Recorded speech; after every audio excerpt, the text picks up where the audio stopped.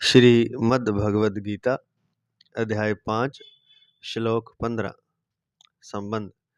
जब भगवान किसी के कर्तृत्व, कर्म और कर्म फल संयोग की रचना नहीं करते तो फिर वे किसी के कर्मों के फलभागी कैसे हो सकते हैं?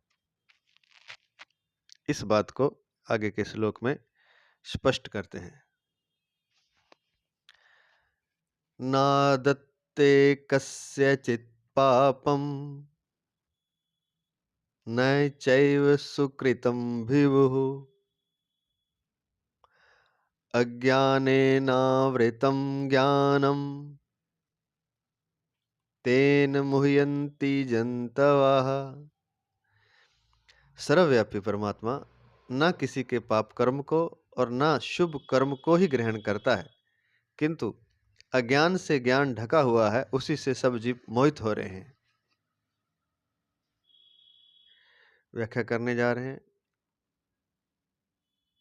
परम श्रद्धेय, प्रातः स्मरणीय, परम वंदनीय भगवत तत्व प्राप्त महापुरुष महाराज श्री स्वामी राम सुखदास जी महाराज, उनके ग्रंथ साधक संजीवनी से महाराज जी के चरणों में दंडवत प्रणाम करते हुए, नमन करते हुए व्याख्या शुरू करते हैं। ना दत्ते कस्यचित् पापम न चैव सुकृतम विभु। पूर्व श्लोक में जिसको प्रभु पद से कहा गया है, उसी परमात्मा को यहाँ विभु पद से कहा गया है।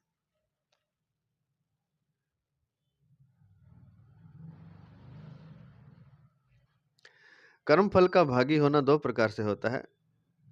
जो कर्म करता है वह भी कर्म फल का भागी होता है, और जो दूसरे से कर्म करवाता है वह भी कर्म फल का भागी होता है। परंतु परमात्मा न तो किसी के कर्म को करने वाला है और न कर्म करवाने वाला ही है, अतः वह किसी के भी कर्म फल का भागी नहीं हो सकता। तो एक नई बात आ गई कि कुछ लोग दूसरे से काम करवाते हैं, पाप या पुण्य, तो जो करवाने वाला है वो भी कर्म फल का भागी होता है। अगर पाप करवा रहा है तो उतना ही भागी है जितना करने वाला, बल्कि करवाने वाला शायद ज़्यादा ही भागी होता है। कई बार होता है ना कि हमने तो नहीं किया, किसी ने किया हमारे लिए, करवाने वाले तो आप थे ना। जैसे कुछ लोग मांस का सेवन करते हैं और कहते हैं कि हमने तो नहीं काटा जीव को, हम तो खाली खरीद के लाए। लेकिन आप ही करवाने वाले हैं, क्योंकि आप खरीदने जाते हैं तो ही वो करता है। तो आपका हिस्सा तो आ ही गया उसमें, मतलब आप कर्मफल के भागी हो गए। तो जो करने वाला और करवाने वाला दोनों कर्मफल के भागी होते हैं, या दो प्रकार से होता है, वो यहाँ गीता में बताया गया है।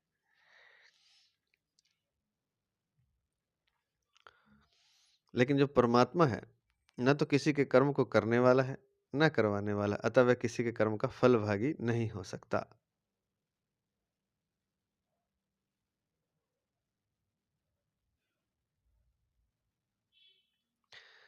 तो कर्म फल के भागी दोनों होते हैं, करने वाला भी और करवाने वाला भी। लेकिन परमात्मा इनसे अलग है। सूर्य संपूर्ण जगत को प्रकाश देता है और उस प्रकाश के अंतर्गत मनुष्य पाप और पुण्य कर्म करते हैं, परंतु उन कर्मों से सूर्य का किंचन मात्र भी संबंध नहीं है। इसी प्रकार परमात्मा तत्व से प्रकृति सत्ता पाती है, अर्थात संपूर्ण संसार सत्ता पाता है। उसी की सत्ता पाकर प्रकृति और उसका कार्य संसार शरीर आदि क्रियाएं करते हैं। उन शरीर आदि से होने वाले पाप पुण्यों का परमात्मा तत्व से किंचन मात्र भी संबंध नहीं है, कारण कि भगवान ने मनुष्य मात्र को स्वतंत्रता दे रखी है। अतः मनुष्य उन कर्मों का फल भागी अपने को भी मान सकता है और भगवान को भी मान सकता है, अर्थात संपूर्ण कर्मों और कर्म फलों को भगवान के अर्पण भी कर सकता है। जो भगवान की दी हुई स्वतंत्रता का दुरुपयोग करके कर्मों का कर्ता और भोक्ता अपने को मान लेता है, वह बंधन में पड़ जाता है।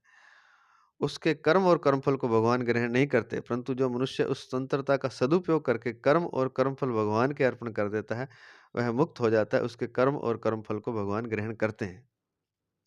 जैसे 7वें अध्याय के 25वें श्लोक में सर्वस्य पद से और 26वें श्लोक में कश्चन पद से सामान्य मनुष्यों की बात कही गई है, ऐसे ही यहाँ कस्यचित पद से अपने को कर्ता और भोक्ता मानकर कर्म करने वाले सामान्य मनुष्यों की बात कही गई है, न कि भक्तों की।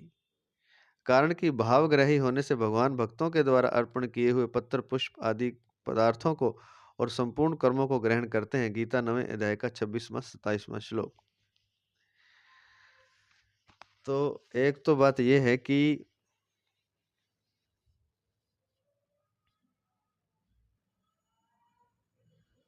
मनुष्य को ईश्वर ने स्वतंत्रता दे रखी है, तो वो अगर वो स्वतंत्रता का दुरुपयोग करके कर्मों का कर्ता और भोक्ता अपने को मान लेता है, तो वह बंधन में पड़ जाता है। उसके कर्म और कर्मफल को भगवान नहीं ग्रहण करते। परंतु जो मनुष्य उस स्वतंत्रता का सदुपयोग करके कर्म और कर्मफल भगवान के अर्पण करता है, तो एक तो स्वतंत्रता का दुरुपयोग करना है। दुरुपयोग क्या है कि भोग जब भोगना चाहता है मनुष्य, तब वह उस स्वतंत्रता का दुरुपयोग कर रहा है। सीधी सी बात ये है। इसी के अंदर पाप भी आ जाता है, क्योंकि जब भोग भोगने के लिए कर्ता बन के कुछ कर्म करता है, तो पाप होने की संभावना रहती ही रहती है। क्योंकि जब अपने लिए हम कर्म करेंगे तो पाप अवश्य होगा, पीछे भी आ चुका है। तो दुरुपयोग जब करता है भगवान की दी हुई स्वतंत्रता का, तब वह कर्मों का कर्ता और भोक्ता अपने को मान लेता है और वह बंधन में पड़ जाता है। उसका फल उसे भोगना पड़ता है। कब? जब यह कर्ता और भोक्ता अपने को मानता है। और जब कब मानता है? जब वो भोग भोगना चाहता है। ये है दुरुपयोग। अगर संसार के भोगों को अगर भोगना चाहते हैं, तो ये दी हुई स्वतंत्रता का दुरुपयोग है। इसलिए दुरुपयोग को भगवान के अर्पित नहीं किया जा सकता, क्योंकि वो तो स्वयं के लिए कर रहा है, स्वयं के सुख के लिए। भगवान को क्या अर्पित किया जाएगा?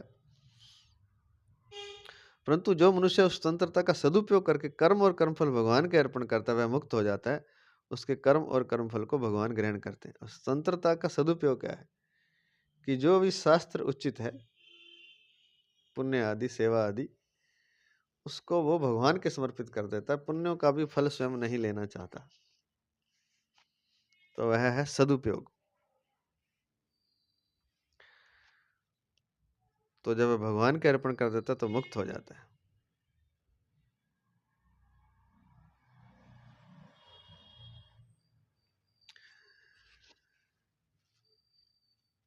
एक उदाहरण दिया है 7वें अध्याय के 25वें श्लोक में। सर्वस्य पद से और 26वें श्लोक में कश्चन पद से सामान्य मनुष्यों की बात कही गई है। ऐसे ही यहाँ कस्यचित पद से अपने को कर्ता और भोक्ता मानकर कर्म करने वाले सामान्य मनुष्यों की बात कही गई है, न कि भक्तों की। अब सामान्य मनुष्य अपने को कर्ता और भोक्ता मानता है, तो वो पाप के बंधन में भी पड़ेगा। भक्त नहीं पड़ेगा, क्योंकि भक्त अपने को कर्ता भोक्ता नहीं मानता और निषिद्ध कर्म भी नहीं करता। यहाँ निषिद्ध का तो लिखा तो नहीं हुआ, लेकिन दोनों बात जुड़ी हुई हैं। जो अपने को कर्ता भोक्ता मानेगा, उससे शास्त्र विहित या अच्छे कर्म ही होंगे, यह मुश्किल है। क्योंकि जो भोग करना चाहता है, जो संसार का, संसार के विषयों का, संसार के वस्तु पदार्थ व्यक्तियों का, तो उससे फिर कुछ गलत होने की संभावना रहती है। तो उन्हीं की बात यहाँ की गई है इस श्लोक में, कस्यचित पद से, न कि भक्तों की। क्योंकि भक्त जो है वो पहली बात तो भोग करता नहीं संसार का, और उतना ही भोग करता जितना शास्त्र विहित है, जो शास्त्र जितने की आज्ञा देते हैं। तो और उतने भोग को भी वह परमात्मा के अर्पण करता है। और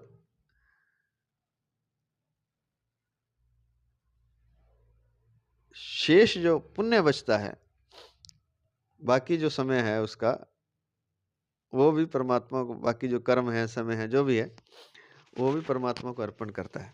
तो वह भक्त है और शास्त्र विहित कर्म करता है और अर्पण करके करता है। तो इस कारण की भावग्राही होने से भगवान भक्तों के द्वारा अर्पण किए हुए पत्र पुष्प आदि पदार्थों को और संपूर्ण कर्मों को ग्रहण करते हैं। तो भावग्राही होने से भगवान, अब देने वाले में भी भाव है और लेने वाला भगवान तो भावग्राही है ही। तो भावपूर्वक जो भक्त द्वारा पत्र पुष्प और पत्ता भी चढ़ा दिया जाता है, फूल भी चढ़ा दिया जाता है, तो उसी को भगवान बहुत कुछ मान लेते हैं, उसी को 56 भोग मान लेते हैं। आगे एक श्लोक आएगा, पत्रम पुष्पम तोय, तब उसकी बात करेंगे। भक्तों के द्वारा अर्पण किए हुए पत्र पुष्प आदि पदार्थों को और संपूर्ण कर्मों को ग्रहण कर लेते हैं भगवान।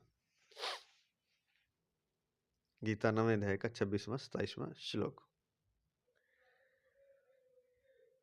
तो मुख्य बात यही है कि जो अपने को कर्ता भोक्ता मानता है और अपनी स्वतंत्रता का दुरुपयोग करता है, दुरुपयोग से तात्पर्य ही शास्त्र निषिद्ध कर्मों का है और अपने लिए भोग भोगने का है, वो फंस जाएगा, वो बंधन में पड़ जाएगा। परंतु जो अपने को कर्ता भोक्ता नहीं मानता और अपने स्वतंत्रता का सदुपयोग करता है भगवान के पूजा में, अर्पण में, सेवा करने में, ध्यान में, सात्विक कर्मों में, शास्त्र विहित कर्मों में जो अपनी स्वतंत्रता का सदुपयोग करता है और भगवान के सब कुछ अर्पण करके चलता है, वह मुक्त हो जाता है।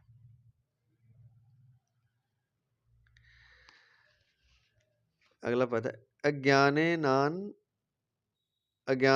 व्रतम ज्ञानम। स्वरूप का ज्ञान सभी मनुष्यों में स्वतः सिद्ध है, किंतु अज्ञान के कारण यह ज्ञान ढका हुआ है।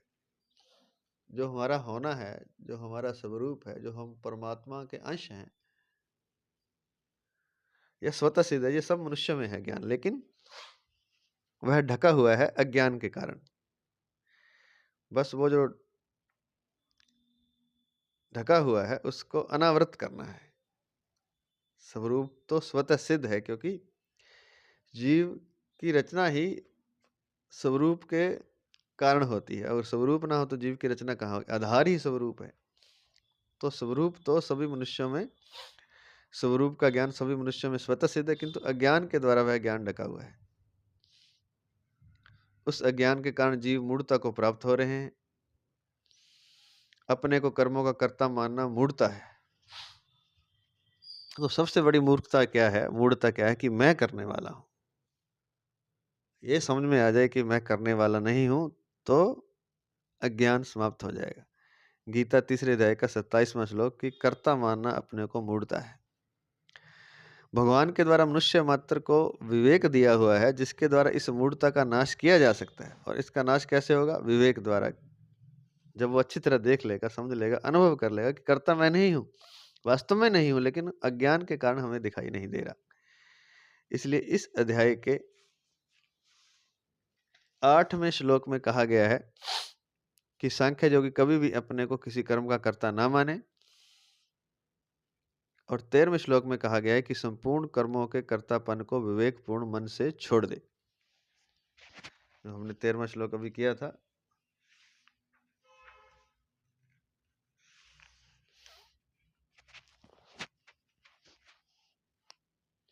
सर्वकर्माणि मनसा संन्यस्यास्ते सुखम वशी।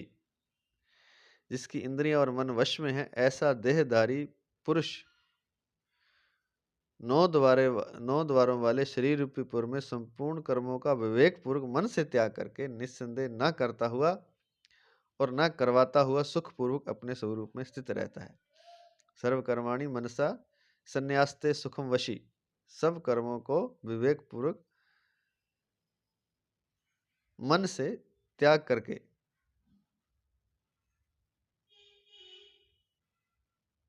निस्संदेह वह करता हुआ और न करता हुआ, न करवाता हुआ सुखपूर्वक स्वरूप में स्थित रहता है और उसकी इंद्रियां वश में है। सर्वकर्माणि मनसा संन्यासास्ते सुख संन्यास्ते सुखम वशी नव द्वारे पूरे देही न्याय कुर्वन कार्यान। 13वां श्लोक था जी।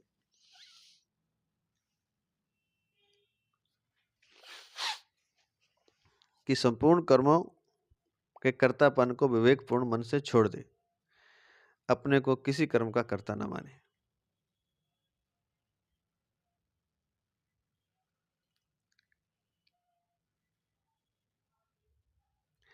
शरीर आदि संपूर्ण पदार्थों में निरंतर परिवर्तन हो रहा है।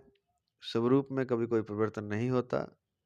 जो हमारा स्वरूप है, स्वरूप से अपरिवर्तनशील होने पर भी अपने को परिवर्तनशील पदार्थों से एक मान लेना अज्ञान है। शरीर आदि सब पदार्थ बदल रहे हैं, ऐसा जिसे अनुभव है वह स्वयं कभी नहीं बदलता, इसलिए स्वयं के बदलने का अनुभव किसी को नहीं होता। अतः मैं बदलने वाला नहीं हूं। इस प्रकार परिवर्तनशील पदार्थों से अपनी असंगता का अनुभव कर लेने से अज्ञान मिट जाता है और तत्व ज्ञान स्वतः प्रकाशित हो जाता है। जो मेरा होना है, जो मेरा स्वरूप है, उसमें कोई परिवर्तन कभी नहीं होता, अर्थात मैं बदलने वाला नहीं हूं। इस प्रकार परिवर्तनशील पदार्थों से अपनी असंगता का अनुभव कर लेने से अज्ञान मिट जाता है।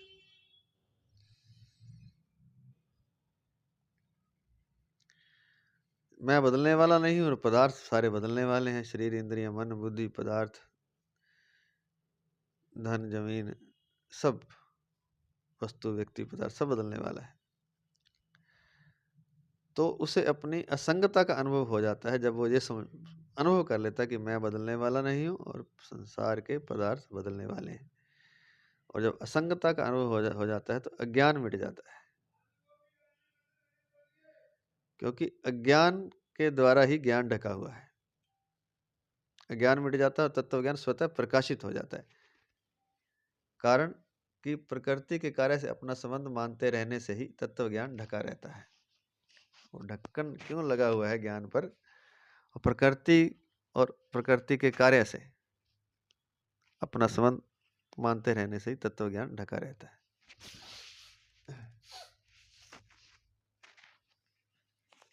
अज्ञान शब्द में जो नन समास है वह ज्ञान के अभाव का वाचक नहीं है,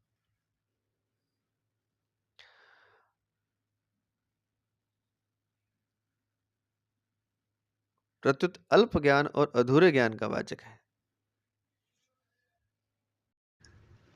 अज्ञान शब्द में जो नन समास है वह ज्ञान के अभाव का वाचक नहीं है, प्रत्युत अल्प ज्ञान अर्थात अधूरे ज्ञान का वाचक है। कारण कि ज्ञान का अभाव कभी होता ही नहीं, चाहे उसका अनुभव हो या ना हो। इसलिए अधूरे ज्ञान को ही अज्ञान कहा जाता है। इंद्रियों का और बुद्धि का ज्ञान ही अधूरा ज्ञान है। जो हम इंद्रियों से अनुभव कर रहे हैं, बुद्धि से हम सोच विचार कर रहे हैं, वही ज्ञान जो है अधूरा ज्ञान है, क्योंकि इंद्रियां और बुद्धि पूरे ज्ञान को नहीं जान सकती। अपने स्वरूप का ज्ञान इंद्रियों और बुद्धि द्वारा जो वास्तविकता है उसका ज्ञान नहीं हो सकता। इसलिए इंद्रियों और बुद्धि का ज्ञान ही अधूरा ज्ञान है। इस अधूरे ज्ञान को महत्व देने से, इसके प्रभाव से प्रभावित होने से वास्तविक ज्ञान की ओर दृष्टि जाती ही नहीं। यही अज्ञान के द्वारा ज्ञान का अवृत होना है। और हम फिर इंद्रियों के ज्ञान को ही महत्व देते हैं। इंद्रियों से हमें विषयों का सुख मिलता है, वो जो सुख का ज्ञान है, हम इंद्रियां फिर हमारी उधर ही भागती हैं, बुद्धि, हमारा मन सब उधर भागता है। और कारण कि अधूरे ज्ञान को हम महत्व दे रहे हैं, पूरा ज्ञान नहीं है। जो इंद्रियों से हमें सुख मिल रहा है, भ्रामक सुख, जो सुख की छाया मात्र भी नहीं है, वो हमारे सच्चित आनंद स्वरूप से आ रहा है। अगर थोड़ा बहुत आ भी रहा है, हालांकि वो भ्रम ही है, पर हम उस अधूरे ज्ञान को ही महत्व देते हैं। इसके प्रभाव से प्रभावित होने से वास्तविक ज्ञान की दृष्टि जाती नहीं। तो इंद्रियां और बुद्धि जो कहती है हम उधर चल पड़ते हैं और भटकते रहते हैं कई जन्मों तक, 84 लाख योनियों में। यह सब होता है अधूरे ज्ञान को महत्व देने से। इसके प्रभाव से प्रभावित होने से वास्तविक ज्ञान की दृष्टि नहीं जाती। जो वास्तविक हमारा स्वरूप है सच्चिदानंद, उस तरफ हमारी दृष्टि नहीं जाती। वास्तविक रस, वास्तविक आनंद जो है, उस तरफ हम जा ही नहीं पाते। इंद्रियां और बुद्धि हमें पहले ही भटका देते हैं। तो वास्तविक ज्ञान की दृष्टि जाती नहीं। यही अज्ञान के द्वारा ज्ञान का अवर्त होना है। तो अज्ञान ने कब्जा कर रखा है ज्ञान पर। ज्ञान आवृत है अज्ञान द्वारा। जो हमारा सच्चिदानंद स्वरूप है, वो इंद्रियों और बुद्धि ने जो हमें ज्ञान दे दिया, उस ज्ञान के कारण, उस ज्ञान तो क्या कहेंगे, उस अज्ञान के कारण ज्ञान ढका हुआ है। इंद्रियों का ज्ञान सीमित है। इंद्रियों के ज्ञान की अपेक्षा बुद्धि का ज्ञान असीम है। परंतु बुद्धि का ज्ञान मन और इंद्रियों के ज्ञान जानने और ना जानने को ही प्रकाशित करता है। अर्थात बुद्धि अपने विषय पदार्थों को ही प्रकाशित करती है। तो कहते हैं कि इंद्रियों का ज्ञान सीमित है। ये बात सच है, क्योंकि इंद्रियां तो अब आँख कितनी दूर देखेगी, कितना देखेगी। कान की क्षमता है, इंद्रियों की आँख, नाक, कान, सबकी अपनी एक सीमा है। छोटा सा सीमित ज्ञान है इंद्रियों का ज्ञान। और इंद्रियों के ज्ञान की अपेक्षा बुद्धि का ज्ञान असीम है, बुद्धि का ज्ञान विस्तृत है, असीम है। परंतु बुद्धि का ज्ञान, मन और इंद्रियों के ज्ञान है तो असीम, लेकिन जो मन ने हमारे और जो इंद्रियों ने जाना है उसी को वो प्रकाशित करता है, अर्थात उसी को हमें बताता है, दिखलाता है। हमारा मन जो है,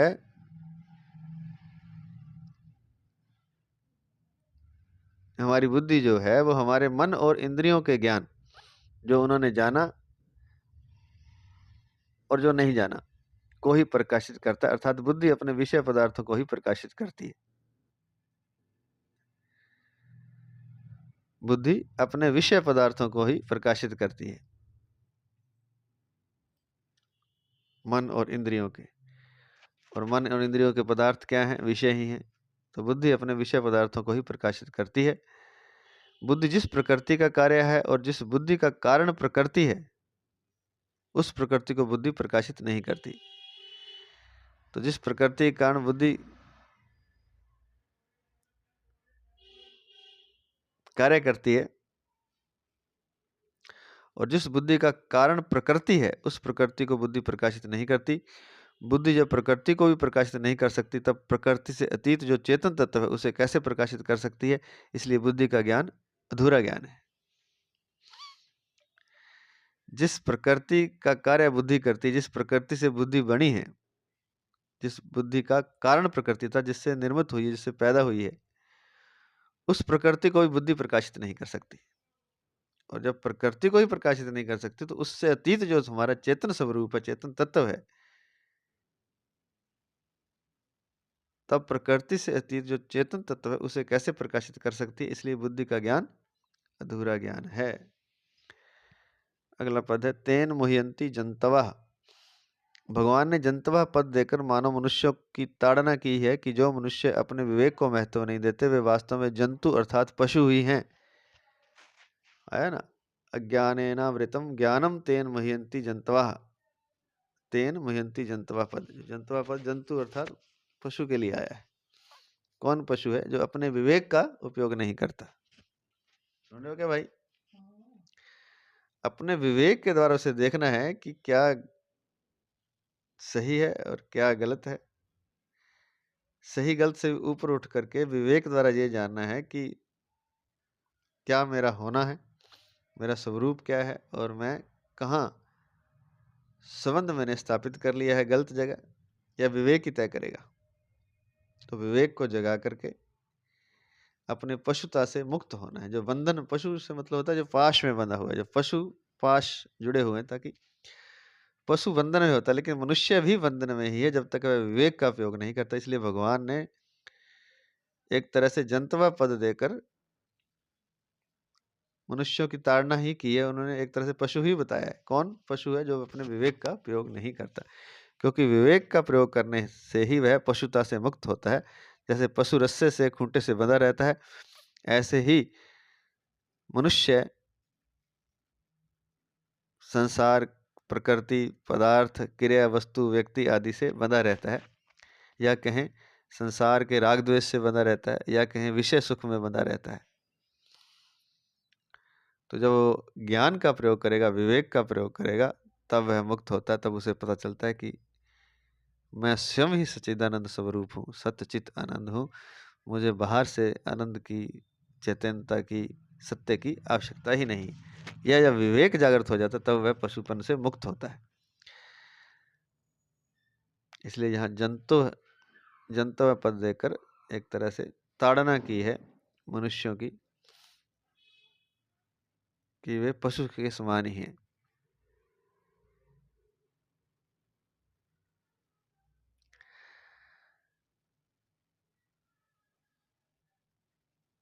क्योंकि उनके और पशुओं के ज्ञान में कोई अंतर नहीं है।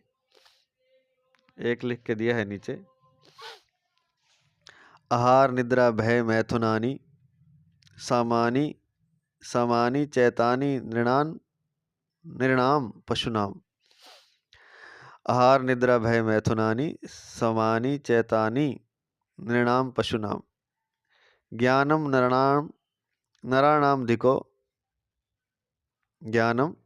नराणाम धिको विशेषो ज्ञानेन हीनः पशुभिः समानः। चाणक्य नीति 17 में दिया है। अर्थात आहार निद्रा भय और मैथुन ये मनुष्यों और पशुओं में समान ही है। मनुष्यों में विशेषता यही है कि उनमें विवेक रहता है। विवेक से शून्य मनुष्य तो पशु के ही समान है। जो आहार निद्रा भय और मैथुन में ही लिप्त है, तो पशु में उसमें अंतर क्या है? अगर विवेक द्वारा इनसे ऊपर उठता है वो, तभी वह मनुष्य है। तो इसलिए विवेक शून्य मनुष्य तो पशु के समान ही है। ज्ञानेन हीना पशु भी समाना।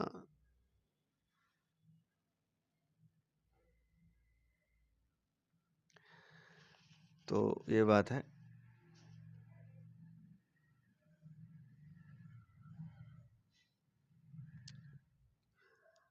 क्योंकि उनके और पशुओं में के ज्ञान में कोई अंतर नहीं है। आकृति मात्र से कोई मनुष्य नहीं होता कि मनुष्य जैसी आकृति है तो मनुष्य है। मनुष्य भी पशु होते हैं, कहने का तात्पर्य ये। मनुष्य वही है जो अपने विवेक को महत्व देता है। इंद्रियों के द्वारा भोग तो पशु भी भोगते हैं, पर उन भोगों को भोगना मनुष्य जीवन का लक्ष्य नहीं है। मनुष्य जीवन का लक्ष्य सुख दुख से रहित तत्व को प्राप्त करना है। जिनको अपने कर्तव्य और अकर्तव्य का ठीक ठीक ज्ञान है, वे मनुष्य साधक कहलाने योग्य है। बहुत ही शानदार बात है, समझने जैसी है।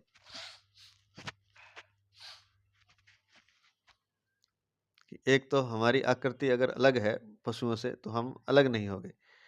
इस गीता के श्लोक से तो यही सिद्ध होता है कि अधिकांशतः मनुष्य पशु ही हैं। अधिकांशतः नहीं, लगभग लगभग सभी। कौन मनुष्य हैं वो यहाँ बता रहे हैं, और इससे पता भी चल जाएगा और पशु में हमारे में अंतर क्या है और उससे अलग कैसे होना है पशुता से। एक तो आकृति से कोई मनुष्य नहीं होता, नंबर एक तो बात ये। वही मनुष्य कहलाने का हकदार है जो अपने विवेक को महत्व देता है। विवेक क्या है? जो शरीर और शरीर के भेद को जान लेता है, जो परमात्मा को पहचान लेता है, वह विवेकी है। इंद्रियों के द्वारा भोग तो पशु भी भोगते हैं। आहार निद्रा भय मैथुन की बात की है यहाँ। खाना खा लेना, सो लेना और अनजाने भयों से भयभीत रहना और मैथुन करना, ये तो पशु भी करते हैं। तो अगर हम इतना कुछ ही करते हैं तो हम पशु हैं फिर। ये बड़ी समझने वाली बात है और ये अपने मन में बिठाने वाली बात है। क्योंकि जब तक हम अपने को पशुपन से हम मुक्त नहीं होंगे, तब तक हम मनुष्य कहलाने के अधिकारी नहीं है। और अगर हम केवल यही करते हैं, आहार निद्रा भय और मैथुन, तो हम पशु ही हैं। हम भले ही इंसान की आकृति में है, मनुष्य की आकृति में है। तो पहले ही बोल दिया इन्होंने कि आकृति मात्र से कोई मनुष्य नहीं होता। मनुष्य वही है जो अपने विवेक को महत्व देता है। और विवेक क्या है? कि मैं परमात्मा का अंश हूं और ये जो भोग हैं मैं इनसे अलग हूं। भोगों का जो तुच्छ रस है, मुझे उससे ऊपर उठना है और परमात्म तत्व का जो अलौकिक रस है उसे प्राप्त करना है। और इन्हीं भोगों में नहीं फंसे रहना, आहार निद्रा भय मैथुन में। इंद्रियों के द्वारा भोग तो पशु भी भोगते हैं, पर उन भोगों को भोगना मनुष्य जीवन का लक्ष्य नहीं है। यह विवेक है। मनुष्य जीवन का लक्ष्य सुख दुख से रहित तत्वों को प्राप्त करना है। और क्या है? सुख दुख से ऊपर उठना है।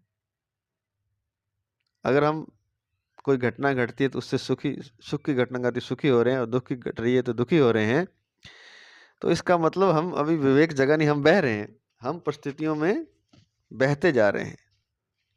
सुख की परिस्थिति आई तो सुखी हो गए, दुख की परिस्थिति आई तो दुखी हो गए। तो हमारा होना क्या है फिर? हम तो पशु ही हुए एक तरह से। जैसे पशु को कोई रास्ता पकड़ के इधर ले जाता है तो उधर चल पड़ता है, रास्ता पकड़ के इधर ले जाए तो इधर चल पड़ता है।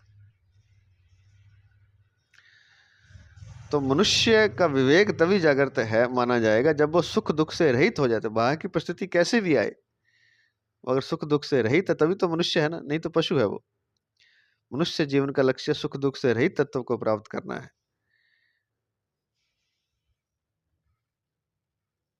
और यह होगा अपने दृढ़ निश्चय से, विवेक द्वारा। जिनको अपने कर्तव्य और अकर्तव्य का ठीक ठीक ज्ञान है वे मनुष्य साधक कहलाने योग्य हैं।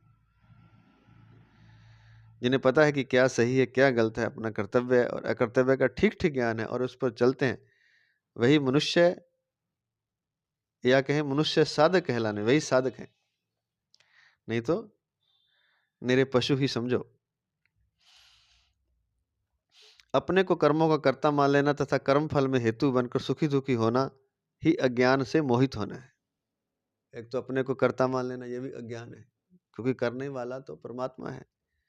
जन्म उसने दिया, जो धन संपत्ति माता पिता सब मिले वो उसने दिए, रिश्ते नाते सब उसने दिए, हमने क्या किया? ये सब उसका दिया हुआ है जो हम भोग रहे हैं, सुखी हो रहे हैं चाहे दुखी हो रहे हैं। और मृत्यु भी देगा, एक दिन सब कुछ छीन भी लेगा। तो जब जन्म उसने दिया, मृत्यु उसने दी, बीच वाले सारे रिश्ते नाते धन जमीन मकान सब परमात्मा ने जहाँ जन्म दे दिया वहाँ का सब मिल गया आपको। तो कहने के बाद देने वाला, करने वाला, लेने वाला सब परमात्मा है। तो अगर कोई अपने को इतना होते हुए भी, इतना देख करके भी कि जन्म परमात्मा देता है, मृत्यु परमात्मा देता है, बीच में सब कुछ जो मिलता है वो सब परमात्मा देता है, शादी है, रिश्ते नाते, बच्चे सब परमात्मा की देन है। अगर किसी को बेटा नहीं हो तो क्या बेटा उसे मिल सकता है?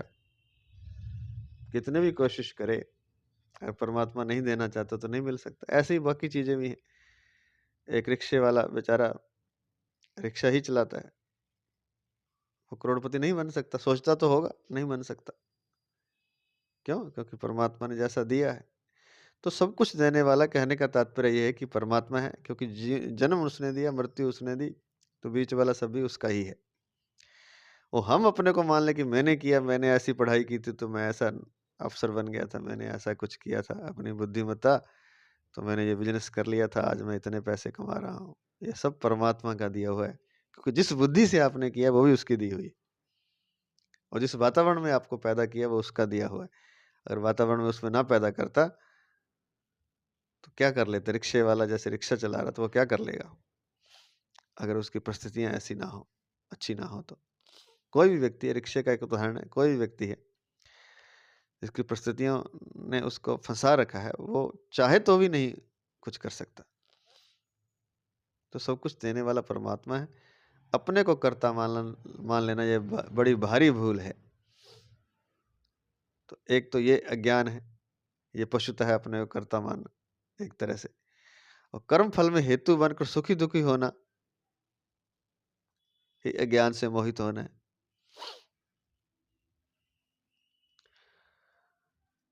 और जो कर्म फल में हेतु बनता है और सुखी दुखी होता है,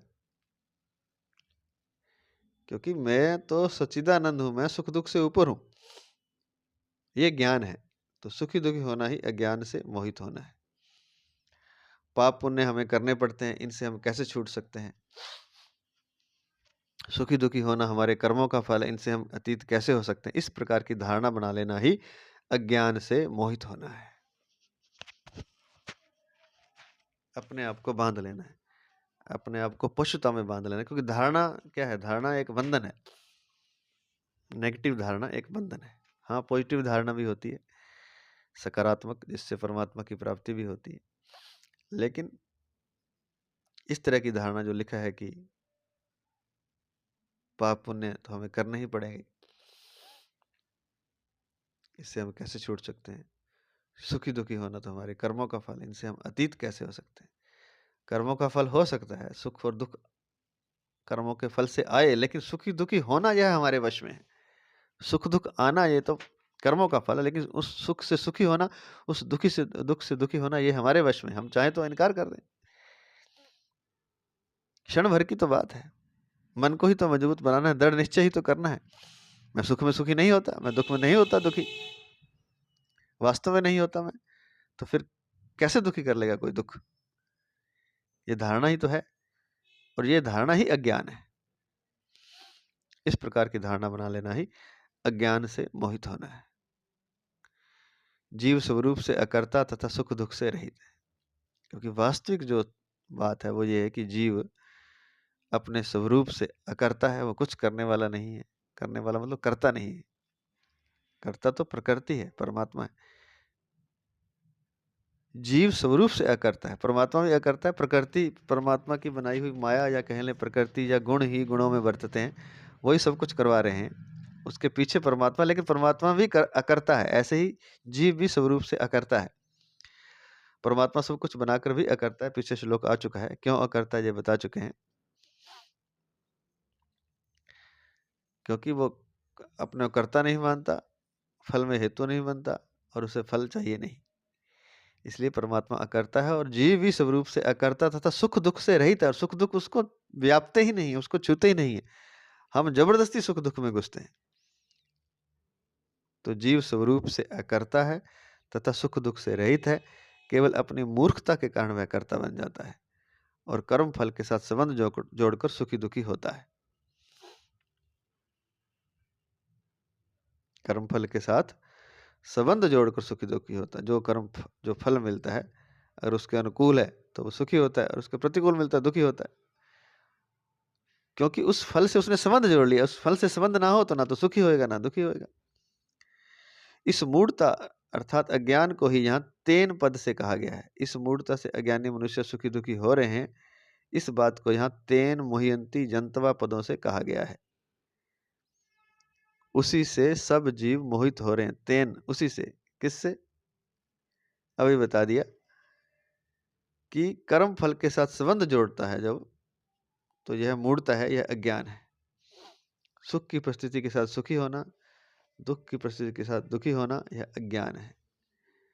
फल अनुकूल मिल गया क्योंकि फल के साथ संबंध जोड़ लिया आपने, फिर अनुकूल मिला तो सुखी हुए, प्रतिकूल मिला तो दुखी हुए। यह जो मूढ़ता है, यह अज्ञान है। अर्थात कर्म फल के साथ संबंध जोड़कर सुखी दुखी होना मूढ़ता है, अज्ञान है। इस अज्ञान को यहाँ तेन अर्थात तेन पदों से कहा गया। अर्थात इसी से सब जीव मोहित हो रहे हैं। सब जीव, यहाँ के जंतवा अर्थात सब जीव रूपी, पशु रूपी जीव कह सकते हैं। इसी मूढ़ता से अज्ञानी मनुष्य सुखी दुखी हो रहे हैं। इस बात को यहाँ तेन मुह्यंती जंतवा पदों से कहा गया है। किस मूढ़ता से? कर्म फल के साथ अपना संबंध जोड़कर। कुछ भी हमें मिला है अनुकूल तो हम सुखी होते हैं, प्रतिकूल हो जाए हमारे विचारों के तो हम दुखी हो जाते हैं, क्योंकि हमने उसके साथ संबंध जोड़ लिया है, वस्तु व्यक्ति पदार्थ के साथ। और अपनी एक कामना है, तमन्ना है, उस कामना तमन्ना के कारण और उससे संबंध जोड़ने के कारण हम सुखी दुखी होते हैं। वस्तुतः जीव सुख दुख से रहित है।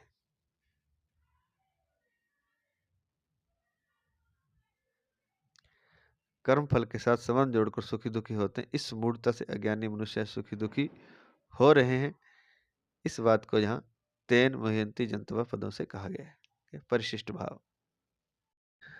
परिशिष्ट भाव, जैसे अंधकार में सूर्य को ढकने की सामर्थ्य नहीं है, ऐसे ही अज्ञान में ज्ञान को ढकने की सामर्थ्य नहीं।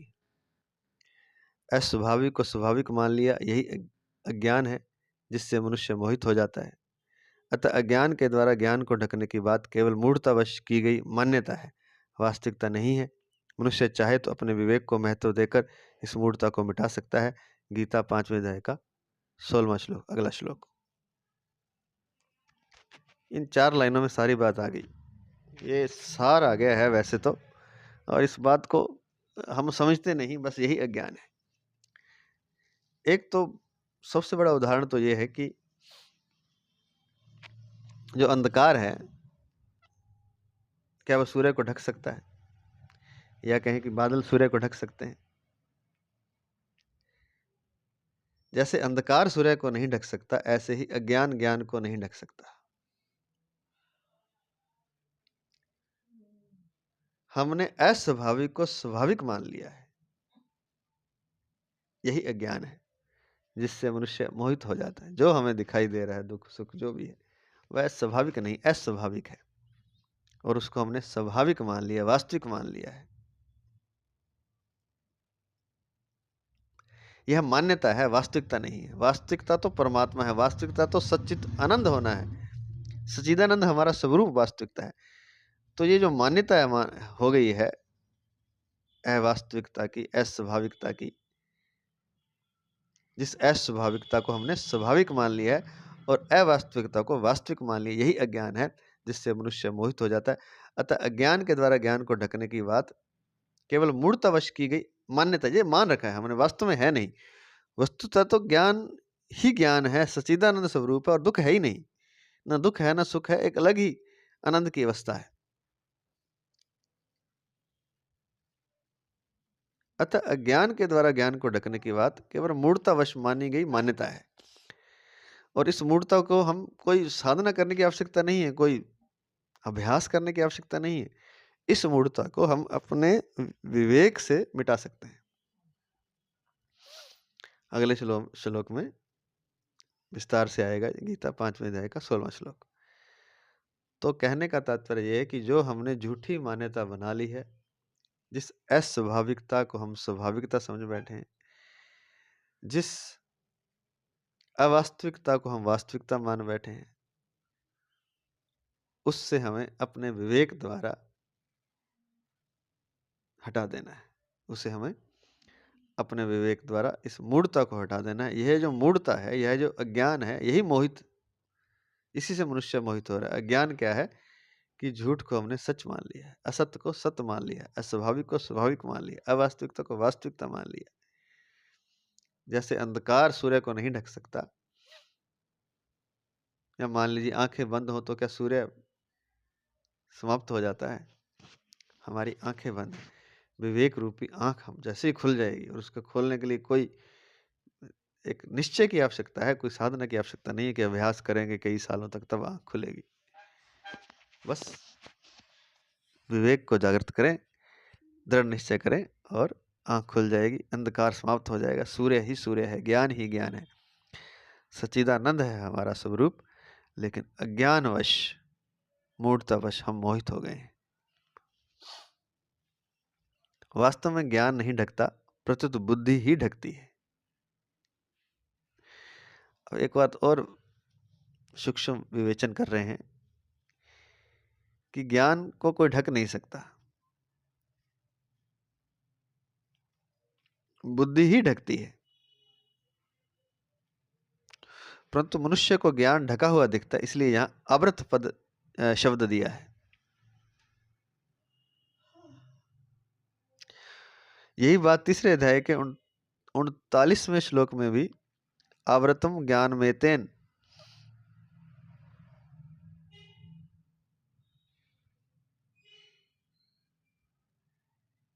पदों से कही गई है।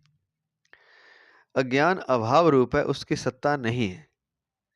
जिसका अभाव है उसमें आवरण नहीं हो सकता, उससे आवरण नहीं हो सकता। जैसे अंधकार जो होता है वो सूर्य का अभाव है, उसकी सत्ता नहीं होती। अंधकार नाम की कोई चीज होती नहीं है, वो झूठी एक चीज है। झूठी तब है जब वो सूर्य नहीं, सूर्य का प्रकाश नहीं। सूर्य का प्रकाश आते ही अंधकार वहां से गायब हो जाता है, क्योंकि वो है ही नहीं, वो झूठ है एक। ऐसे ही जो अज्ञान है वो अभाव रूप है, उसकी सत्ता नहीं है। क्योंकि जिसका अभाव है उससे आवरण नहीं हो सकता, उससे कुछ जो चीज है ही नहीं उससे कुछ ढकेगा कैसे? अंधकार जब है ही नहीं तो उससे सूर्य ढक कैसे जाएगा? सूर्य आते ही वो तो गायब हो जाएगा, सूर्य को ढक नहीं सकता वो, क्योंकि वो अभाव है, और जिसका अभाव है उससे आवरण नहीं हो सकता। अतः उल्टा ज्ञान अर्थात अस्वाभाविकता में स्वाभाविकता का आरोप ही अज्ञान है। हमें उल्टा ज्ञान हो गया है, अर्थात अस्वाभाविकता को हमने स्वाभाविकता का मान लिया है। जैसे कोई अंधकार को ही वास्तविकता मान ले और प्रकाश को झूठा मान ले कि प्रकाश तो होता ही नहीं, अंधकार ही होता है बस। तो अतः उल्टा ज्ञान अर्थात अस्वाभाविकता में स्वाभाविकता का आरोप ही अज्ञान है। 2 लिख के दिया है नीचे इसको, योग दर्शन 2:5 में ये सूत्र आया है। अनित्या सुचिदु खानात्मसु नित्य शुचि सुखात्म ख्यातिर ख्यातिर्विद्या। अर्थात अनित्य में नित्य, अपवित्र में पवित्र, दुख में सुख और अनात्मा में आत्म भाव की अनुभूति अविद्या है। अविद्या क्या है? अनित्य में तो हम नित्य देख रहे हैं, अपवित्र में हम पवित्र देख रहे हैं, दुख में हम सुख देख रहे हैं और अनात्मा में आत्म भाव की अनुभूति कर रहे हैं। यही अविद्या है।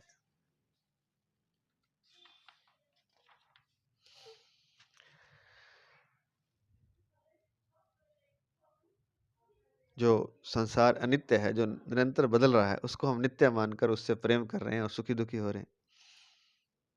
अपवित्र में पवित्र देख रहे हैं, दुख में सुख। संसार का जो सुख प्रतीत हो रहा है वो दुख रूप है, लेकिन उस दुख रूप में हम सुख मान रहे हैं और फिर हम कहते हैं हम दुखी हो गए। उस दुख में हम सुख मान रहे हैं, फिर हम कहते हैं दुखी हो गए। दुखी आप हुए नहीं, आपने पहले ही भ्रम के कारण दुख को सुख मान लिया था। वो वास्तव में दुख ही था, लेकिन जब वो पास आया तब पता चला कि वो दुख था, क्योंकि आपने दुख को सुख मान लिया। तो वो सुख था नहीं, सुख का भ्रम था। यही बात बता रहे हैं कि दुख में सुख मानते हैं और अनात्मा में आत्म भाव की अनुभूति करते हैं। इसको ऐसा समझ सकते हैं कि जो वस्तु जड़ पदार्थ है उसमें हम अपना भाव, अपना प्रेम उससे जोड़ देते हैं। अनात्म भाव में, अनात्मा में आत्म भाव की अनुभूति करते हैं। संसारिक वस्तु, व्यक्ति, पदार्थों से हम जो प्रेम है उसमें अनात्मा में आत्मा की अनुभूति है। वहां आत्मा की अनुभूति करेंगे तो फिर दुख ही मिलेगा, बिछोड़ा ही मिलेगा, वियोग ही मिलेगा। आत्म भाव में आत्म भाव की अनुभूति करेंगे तब वो विद्या है, और अनात्मा में आत्म भाव की अनुभूति अविद्या है। तो अगर अस्वाभाविकता मिटकर स्वाभाविकता हो जाए तो सर्वव्यापी परमात्मा के साथ एकता का अनुभव हो जाएगा। क्योंकि हमने उल्टा ज्ञान समझ रखा है। अवास्तविकता, अस्वाभाविकता में स्वाभाविकता का आरोप ही अज्ञान है। अगर अस्वाभाविकता मिटकर स्वाभाविकता हो जाए तो सर्वव्यापी परमात्मा के साथ एकता का अनुभव हो जाएगा। व्यक्ति तब ही पाप पुण्य को, सुकृत दुष्कृत को ग्रहण करता है। अतः सर्वव्यापी परमात्मा के साथ एकता का अनुभव होने पर, अर्थात व्यक्तित्व मिटने पर, फिर पाप पुण्य ग्रहण नहीं होता। तो जो हमारा व्यक्तित्व है यही पाप और पुण्य को ग्रहण करता है, सुकृत दुष्कृत को ग्रहण करता है। अगर सर्वव्यापी परमात्मा के साथ हमारा एकता का अनुभव हो जाए तो हमारा व्यक्तित्व मिट जाएगा, हम सर्वव्यापी हो जाएंगे, परमात्मा के साथ एक हो जाएंगे। और ऐसे जब हमारा व्यक्तित्व मिट जाएगा फिर पाप पुण्य का ग्रहण नहीं होता, क्योंकि व्यक्तित्व को ही पाप पुण्य ग्रहण होता है। मतलब एक जो सीमा हमने बना रखी है अपने व्यक्तित्व की, उस सीमा के कारण ही पाप पुण्य हमें ग्रहण होता है।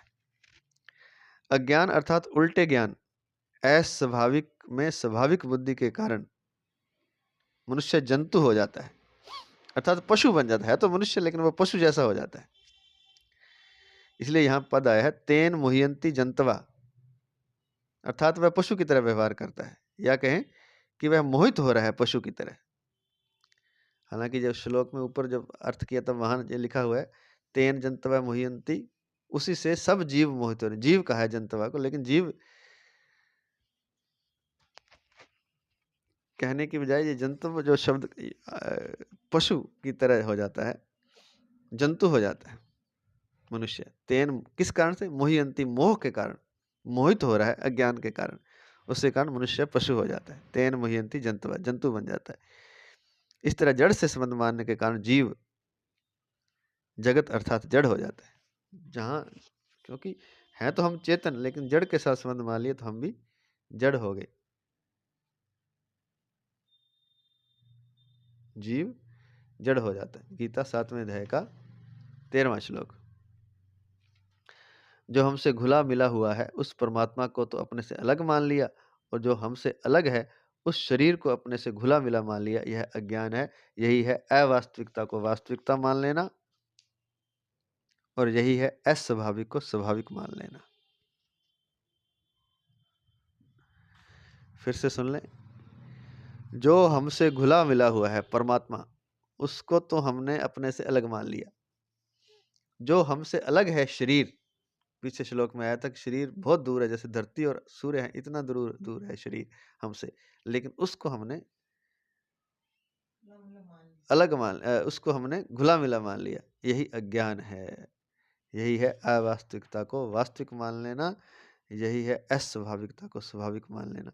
इस अज्ञान का निवारण कैसे होगा? विवेक द्वारा। विवेक जागृत हो जाएगा तो तुरंत ज्ञान हो जाएगा। जैसे अंधकार तो है ही नहीं, सूर्य के आते ही अंधकार गायब हो जाता है। तो एक अगला श्लोक है 16 नंबर, वो भी हम देख लेते हैं। संबंध पूर्व श्लोक में भगवान ने बताया कि अज्ञान के द्वारा ज्ञान ढका जाने के कारण जब सब जीव मोहित हो रहे हैं, अपने विवेक के द्वारा उस अज्ञान का नाश कर देने पर जिस ज्ञान का उदय होता है उसकी महिमा आगे के श्लोक में कहते हैं। ज्ञानेन तु तद्ज्ञानम येषां नाशित्मात्मनः तेषामादित्यवज्ञानम प्रकाशयति तत्परम। श्लोक नंबर 16। परंतु जिन्होंने अपने जिस ज्ञान के द्वारा उस अज्ञान का नाश कर दिया है, उनका वह ज्ञान सूर्य की तरह परम तत्व परमात्मा को प्रकाशित कर देता है। व्याख्या: ज्ञानेन तु तद ज्ञानम येषाम नाशित्मात्मनः। पीछे के श्लोक में कही बात से विलक्षण बात बताने के लिए यहाँ तु पद का प्रयोग किया गया है।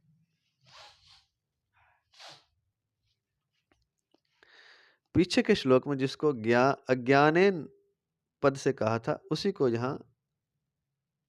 ही यहाँ तत् अज्ञानम पद से कहा गया है।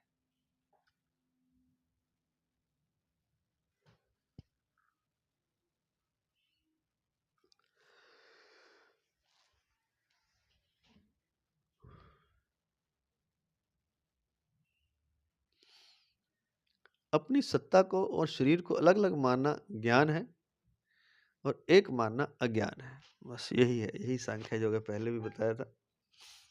अपनी सत्ता को और शरीर को अलग अलग मानना ज्ञान है और एक मान लेना अज्ञान है। उत्पत्ति विनाशशील संसार के किसी अंश में तो हमने अपने को रख लिया, अर्थात मैंपन अहंता कर लिया, और किसी अंश को अपने में रख लिया अर्थात मेरापन कर लिया। अपनी सत्ता का तो निरंतर अनुभव होता है और मैं मेरापन बदलता हुआ प्रत्यक्ष दिखता है।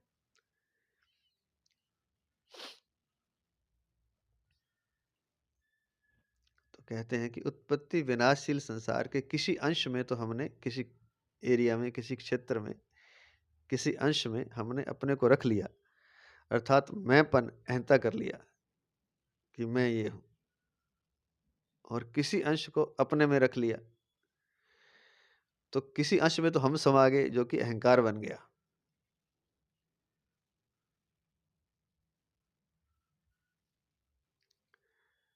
और उसको मैंपन आ गया कि मैं ये हूं। इसका मतलब किसी अंश में हमने अपने को रख लिया और किसी अंश को अपने में रख लिया। एक तो चल करके हमने किसी अंश में अपने को रखा, ये तो हो गया मैंपन अर्थात अहंता अर्थात अहंकार। और कोई अंश को अपने में समा लिया हमने, दूसरी चीज थी, दूसरा व्यक्ति था, दूसरा पदार्थ था, उसको अपने में समा लिया, तो यह हो गया मेरा। मेरा पुत्र, मेरा मकान, ये है तो दूसरा, लेकिन उसको अपने में हम समा लेते हैं। किसी अंश को अपने में रख लेते हैं तब मेरापन आता है। मेरा मकान, मेरा घर, मेरा रिश्ता, मेरे फलाना, मेरा ढिकाना, मेरा पुत्र, मेरी पति, मेरा पति, मेरी पत्नी।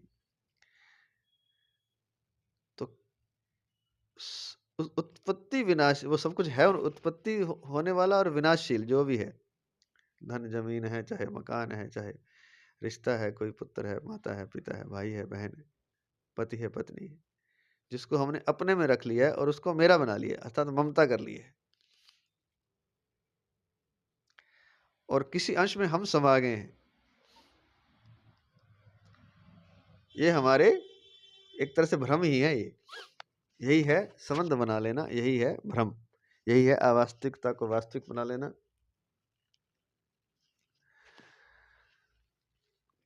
तो किसी अंश में हम घुस गए और हमने अहंकार कर लिया कि ये मैं ऐसा,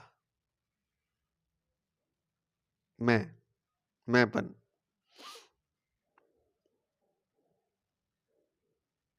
कि मैं ये हूँ, मैं ऑफिसर हूँ, मैं आईएएस हूँ, मैं व्यापारी हूँ, मैं सुंदर हूँ।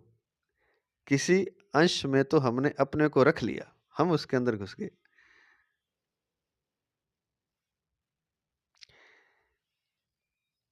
दूसरी चीज को में हम घुस करके मैं बना लिया और दूसरी चीज को अपने में समा लिया तो मेरा बना लिया।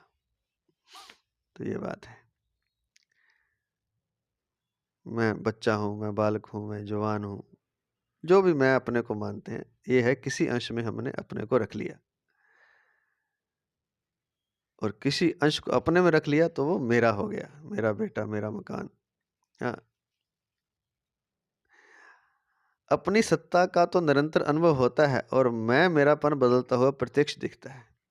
लेकिन फिर भी क्योंकि अपनी सत्ता तो कभी बदलती नहीं है, तो इसलिए मैं कभी बदलता नहीं, जो वास्तविक मैं है मेरा, जो होना है मेरा, जो अपनी सत्ता है, वो कभी बदलता नहीं।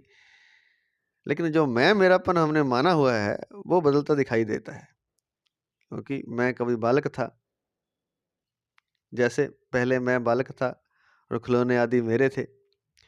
अब मैं युवा या वृद्ध हूँ और स्त्री पुत्र धन मकान आदि मेरे हैं। इस प्रकार मैं मेरेपन के परिवर्तन का ज्ञान हमें है। क्योंकि पहले मैं कुछ और था, पहले मैं बालक था, अब मैं युवा हूँ या वृद्ध हूँ। पहले खिलौने मेरे थे, फिर मकान मेरा हुआ, बड़ा हो गया, तो स्त्री पुत्र मेरे हुए जब, और वृद्ध हो गया तो ये दिखाई दे रहा है कि मैं बदल रहा है और मेरा भी बदल रहा है। लेकिन जो मेरा वास्तविक होना है वो नहीं बदल रहा, क्योंकि वो बदल जाए तो मैं इसको देखूंगा कैसे। मेरा जो वास्तविक होना है वो अपरिवर्तित रहता है, तो ही तो मैं इस परिवर्तन को महसूस कर रहा हूँ। समझने वाली वास्तव बात ये है कि एक चीज अपरिवर्तनशील है, तभी तो वो परिवर्तन को महसूस कर रही है। अगर सब कुछ ही परिवर्तन होने वाला होता तो हमें ज्ञान ही नहीं होता। ज्ञान किसको हो रहा है? जो अपरिवर्तित, जो बदलने का ज्ञान अबदलने वाले को हो रहा है। जो नहीं बदल रहा है उसको बदलने का ज्ञान हो रहा है। अगर जो मेरा होना है वो भी बदलने वाला होता तो मुझे ज्ञान ही नहीं होता। जैसे बेल लगी है घर में और वो बदल रही है, उसके पत्ते, वो बड़ी हो रही है, पत्ते लग रहे हैं, बदल रही है, वो छोटी थी पहले बड़ी हो गई, उसका ज्ञान मुझे हो रहा है। तो उस परिवर्तन का ज्ञान तब हो रहा है जब मेरे में कोई परिवर्तन होता नहीं है।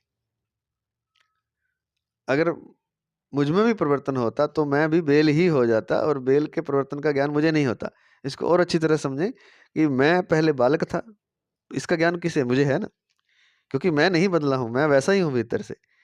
मेरा शरीर पहले बालक था, फिर युवा हुआ, अब वृद्ध हो गया है, मान लीजिए। तो इस प्रकार मैं मेरेपन के परिवर्तन का ज्ञान हमें है, पर अपनी सत्ता के परिवर्तन का ज्ञान हमें नहीं है। यह ज्ञान अर्थात विवेक है। इस प्रकार मैं मेरेपन के परिवर्तन का ज्ञान हमें है, पर अपनी सत्ता के परिवर्तन का ज्ञान हमें नहीं है। क्योंकि सत्ता तो कभी परिवर्तन होती नहीं, बदला ही नहीं, हम मैं तो कभी बदला ही नहीं, इसलिए मेरी सत्ता कभी बदली हो इसका ज्ञान नहीं है।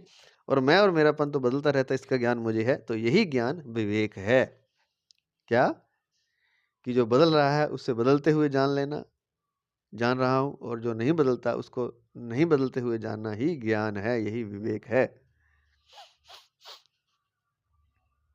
मैं मेरेपन को जड़ मैं मेरेपन को जड़ के साथ न मिलाकर साधक अपने विवेक को महत्व दे कि मैं मेरापन जिससे मिलाता हूँ वह सब बदलता है, परंतु मैं मेरा कहलाने वाला मैं, मेरी सत्ता वही रहता हूँ। बस साधक को थोड़ा महत्व देना है। क्या करना है कि मैं और मेरा जो है, पहले मैं बालक था उसके साथ मैं बन गया, कोई नौकरी के साथ भी बन जाता है। मैं आईएएस हूँ, मैं बड़ा व्यापारी हूँ, मैं खिलाड़ी हूँ, मैं सुंदर हूँ, और ये मेरा है, स्त्री पुत्र धन मकान। तो ये मैं मेरेपन के साथ, ये जड़ है जो मैं मेरेपन को जड़ के साथ न मिलाकर साधक अपने विवेक को महत्व दे कि मैं मेरापन जिससे मिलाता हूँ वह सब बदलता है। तो पहले तो ये सोचे विचार करे कि जिससे मैं मिला देता हूँ अपने आप को, वो तो बदल रहा है। कि मैं मेरापन जिससे मिलाता हूँ वह सब बदलता है, परंतु मैं मेरा कहलाने वाला जो मैं है, जो मेरा वास्तविक मैं है, जो मेरी सत्ता है, वह वही रहता है। जड़ का बदलना और अभाव तो समझ में आता है, पर स्वयं का बदलना और अभाव किसी की समझ में नहीं आता, क्योंकि स्वयं में किंचित भी परिवर्तन और अभाव कभी होता ही नहीं।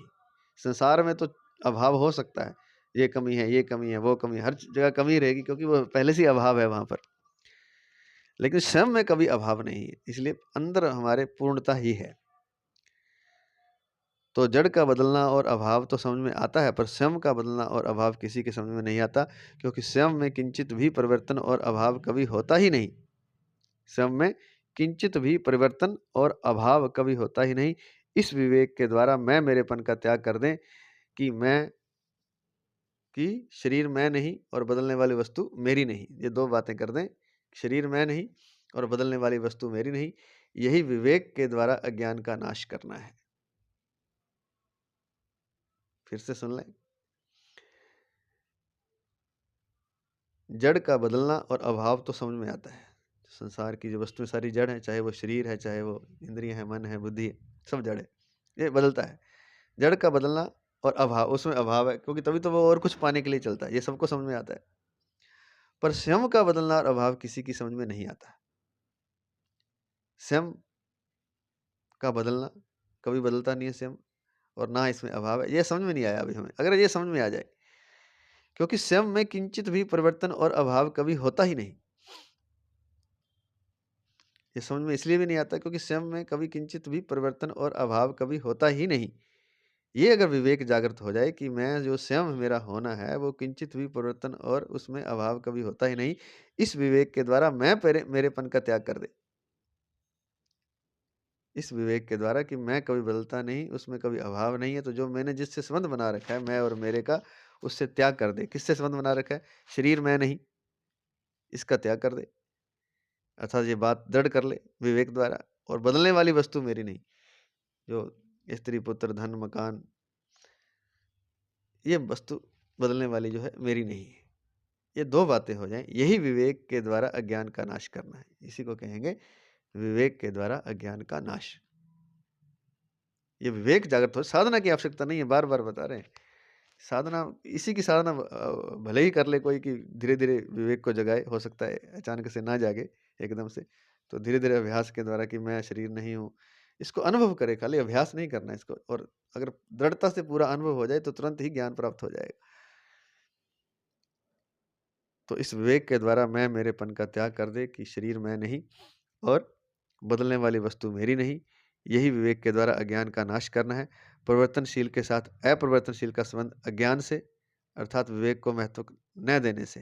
परिवर्तनशील के साथ जो हमारा अपरिवर्तनशील सत्ता है उसका संबंध अज्ञान के कारण होता है, अर्थात विवेक को महत्व न देने से है।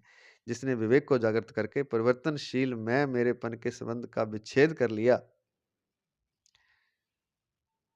उसका वह विवेक सच्चिदानंद घन परमात्मा को प्रकाशित कर देता है, अर्थात अनुभव करा देता है। ये बहुत बड़ी बात है भाई। अभी हमें समझ में नहीं आ रही, लेकिन सच में ऐसा है। ये समझ में भी आ जाए तो बड़ी बात है। मनन कर लिया फिर तो हो ही जाएगा। जिसने विवेक को जागृत करके परिवर्तनशील, संसार सारा परिवर्तनशील है, वस्तु, व्यक्ति, पदार्थ, धन, मकान सब बदल रहा है, शरीर, इंद्रिया, मन, बुद्धि। तो जिसने विवेक को जागृत कर लिया और जो परिवर्तन हो रहा है, जो अभी हमने बताया, धन, मकान, पुत्र, स्त्री, जमीन, शरीर, इंद्रिया, मन, बुद्धि, ये परिवर्तनशील मैं मेरेपन से संबंध विच्छेद कर लिया। तो विवेक जागृत करके मैं और मेरेपन से जिसने संबंध विच्छेद कर लिया, जो कि परिवर्तनशील है, उसका यह विवेक सच्चिदानंद घन परमात्मा को प्रकाशित कर देता। अगर ये विवेक जागृत कर लिया और संबंध विच्छेद कर लिया, तो वह अपने जो सच्चिदानंद स्वरूप है, सच्चिद आनंद स्वरूप है, उस परमात्मा को यह विवेक ही जागृत कर देता है, प्रकाशित कर देता है, अर्थात अनुभव करा देता है। बहुत बड़ी बात है ये।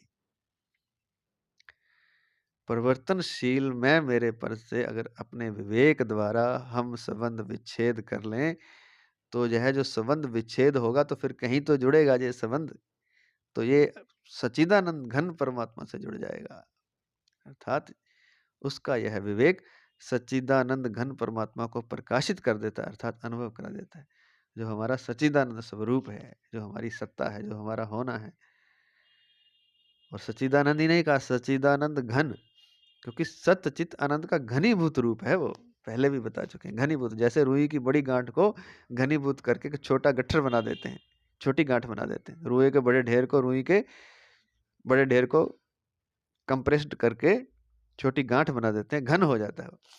अर्थात रुई का घनीभूत रूप। ऐसे ही हम केवल सच्चित आनंद नहीं है, सच्चित आनंद का घनीभूत रूप है, सच्चिदानंद घन परमात्मा है।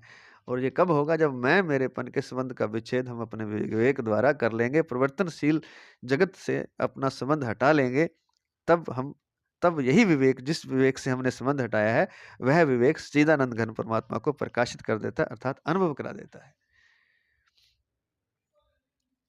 तेषाम दित्य वज्ञानम प्रकाशयति तत्परम। विवेक के सर्वथा जागृत होने पर परिवर्तनशील की निवृत्ति हो जाती है। अगर विवेक पूरा जाग जाए तो परिवर्तनशील अपने आप ही समाप्त हो जाता है, उस परिवर्तनशील की निवृत्ति हो जाती है। परिवर्तनशील की निवृत्ति होने पर अपने स्वरूप का स्वच्छ बोध हो जाता है, जिसके होते ही सर्वत्र परिपूर्ण परमात्मा तत्व प्रकाशित हो जाता है, अर्थात उसके साथ अभिन्नता का अनुभव हो जाता है। जिसके होते ही सर्वत्र परिपूर्ण परमात्मा तत्व प्रकाशित हो जाता है, अर्थात उसके साथ अभिन्नता का अनुभव हो जाता है। यहाँ परम पद परमात्मा तत्व के लिए प्रयुक्त हुआ है दूसरे अध्याय के 59वें श्लोक में, तथा 13वें अध्याय के 34वें श्लोक में भी परमात्मा तत्व के लिए परम पद आया है। यह आया ना, तेषाम दित्यवज् ज्ञानम प्रकाशयति तत्परम। उनका वह ज्ञान सूर्य की तरह परमात्मा तत्व परमात्मा को प्रकाशित कर देता है। वह जो विवेक है, वह जो ज्ञान है, वह परमात्मा तत्व को प्रकाशित कर देता है। जैसे स्वप्न, आंख खुलते ही स्वप्न समाप्त हो जाता है, ऐसे ही परिवर्तनशील जगत की निवृत्ति हो जाती है विवेक के जागृत होने से, और परमात्मा तत्व का प्रकाश प्रकाशित हो जाता है। सर्वत्र परिपूर्ण परमात्मा तत्व प्रकाशित हो जाता है, अर्थात उसके साथ अभिन्नता का अनुभव हो जाता है। कब? जब हमारा विवेक जागृत हो जाता है और परिवर्तनशील संसार अर्थात मैं मेरेपन से हमारा संबंध विच्छेद हो जाता है।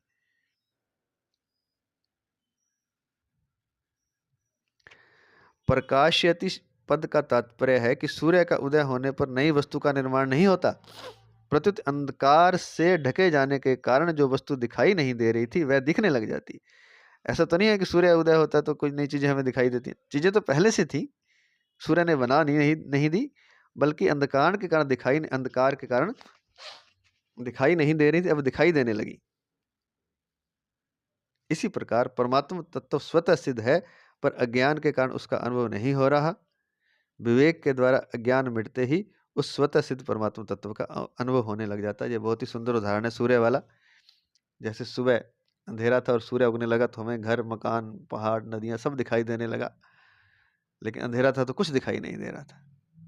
तो ऐसे नहीं कि पहाड़, नदियां, मकान आदि का सूर्य ने निर्माण कर दिया, वो तो पहले था, अंधकार के कारण हमें दिखाई नहीं दे रहा था। तो अज्ञान ही हमारा अंधकार है, जो हमने संबंध मान रखा है संसार के साथ, भ्रम जो हो गया हमें, वो अंधकार है। विवेक द्वारा उस अंधकार को दूर कर सकते हैं, और यह कोई साधना की आवश्यकता नहीं है, यह तुरंत ही होता है। इसी प्रकार परमात्मा तत्व स्वतः सिद्ध है, पर अज्ञान के कारण उसका अनुभव नहीं हो रहा था। विवेक के द्वारा अज्ञान मिटते ही उस स्वतः सिद्ध परमात्मा तत्व का अनुभव होने लग जाता है। परिशिष्ट भाव 4 लाइनों में। अज्ञान का नाश विवेक से ही होता है, उद्योग से नहीं। यही बात हम कह रहे थे हम, कि कोई अभ्यास से नहीं होगा, कोई मेहनत करने से नहीं होगा। विवेक जागृत कर से ही अज्ञान का नाश होगा, उद्योग से नहीं होगा। यतन्तो प्यकृतात्मनो नैनम पश्यन्त्य चेतसः। गीता 15वें अध्याय का 11वां श्लोक। कारण कि अज्ञान का नाश क्रिया साध्य है, परिश्रम साध्य नहीं है। वो किसी क्रिया से नहीं होगा, किसी मेहनत से नहीं होगा, किसी परिश्रम से नहीं होगा। अज्ञान का नाश क्रिया साध्य है या परिश्रम साध्य नहीं है। परिश्रम करने से शरीर के साथ संबंध बना रहता है। और जितना हम मेहनत करेंगे, जितना श्रम करेंगे, ध्यान समाधि लगाने की कोशिश करेंगे, प्राणायाम करेंगे, उतना ही शरीर से और संबंध जुड़ जाएगा। हटाने तो गए थे हम संबंध को शरीर के साथ, लेकिन और शरीर के साथ संबंध जुड़ जाता है। इसलिए कहते हैं कि परिश्रम करने से शरीर के साथ संबंध बना रहता है, क्योंकि शरीर से संबंध जोड़े बिना परिश्रम नहीं होता। दूसरी बात, अज्ञान को हटाने का उद्योग करने से अज्ञान दृढ़ होता है। अज्ञान को हटाने का उद्योग करने से अज्ञान दृढ़ होता है, क्योंकि उसकी सत्ता मानकर ही उसको हटाने का उद्योग करते हैं। तो पहले तो उसको मान रहे हैं ना हम, अज्ञान है, तो उसकी सत्ता मानकर ही उसको हटाने का उद्योग करते हैं, और जितना उद्योग करते हैं उतनी उसकी सत्ता को हम मानते हैं। तो अज्ञान को हटाने का उद्योग करने से, मेहनत करने से अज्ञान दृढ़ होता है, अज्ञान हटता नहीं। अस्वाभाविकता में स्वाभाविकता की विपरीत भावना अज्ञान अपने में ही है, अतः विवेक का आदर करने से उसका निराकरण हो जाता है। अस्वाभाविकता में स्वाभाविकता की विपरीत भावना जो हमने कर ली है, जो अज्ञान है, वो अपने में ही है। वो कैसे मिटेगा? विवेक का आदर करेंगे। जो हमारा विवेक है, उसका हम, जो हमें दिखाई दे रहा है, हम उसका आदर नहीं करते। विवेक हमारे अंदर ही है, वो भी अज्ञान भी हमारे अंदर है, विवेक भी है। विवेक का हम आदर नहीं करते। अपनी जो दृष्टि है, हम डरते हैं, हम भयभीत होते हैं कि संबंध विच्छेद हो जाएगा तो हमारा क्या होगा।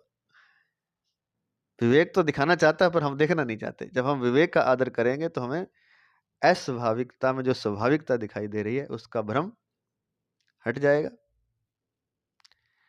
संसार से संबंध विच्छेद हो जाएगा, मैं मेरी से संबंध हट जाएगा, परिवर्तनशील के साथ अपरिवर्तनशील का जो संबंध है वह हट जाएगा, और ऐसा होते ही सच्चिदानंद घन परमात्मा प्रकाशित हो जाता है, अर्थात उसका अनुभव हो जाता है। फिर से एक बात समझ लें, जो हमारा विवेक है उसको आदर देना है। उस जो विवेक देखना चाहता है, जो हमारे पास टॉर्च है, उसका उपयोग करें। हमारे पास एक रोशनी है विवेक की, उस रोशनी में सब कुछ साफ साफ दिखाई देता है, लेकिन उस रोशनी का हम प्रयोग नहीं करते, उस विवेक का हम आदर नहीं करते, उसका प्रयोग नहीं करते। जैसे ही हम जीवन को आंख भर के देखेंगे, अपने विवेक से देखेंगे, तो अस्वाभाविकता में जो स्वाभाविकता की विपरीत भावना है, जो अज्ञान है, वो हट जाएगा, अंधकार दूर हो जाएगा, प्रकाश का उदय हो जाएगा, परिवर्तनशील संसार से संबंध छूट जाएगा, सच्चिदानंद घन परमात्मा प्रकाशित हो जाएगा, उसका अनुभव हो जाएगा। कैसे होगा? अपने विवेक को आदर देने से, अपने विवेक का प्रयोग करने से। इसके लिए कोई परिश्रम की, कोई उद्योग की आवश्यकता नहीं है, केवल मात्र विवेक का प्रयोग करना है, विवेक का आदर करना है। इसलिए लिखा है कि अज्ञान का नाश विवेक से होता है, उद्योग से नहीं होता। तो विवेक का आदर करने से सब कुछ हो जाएगा। विवेक का प्रयोग करने से बिना श्रम के ही हम परमात्मा तत्व में स्थित हो सकते हैं। आज इतना ही। जय श्री कृष्ण, जय श्री कृष्ण, जय श्री कृष्ण।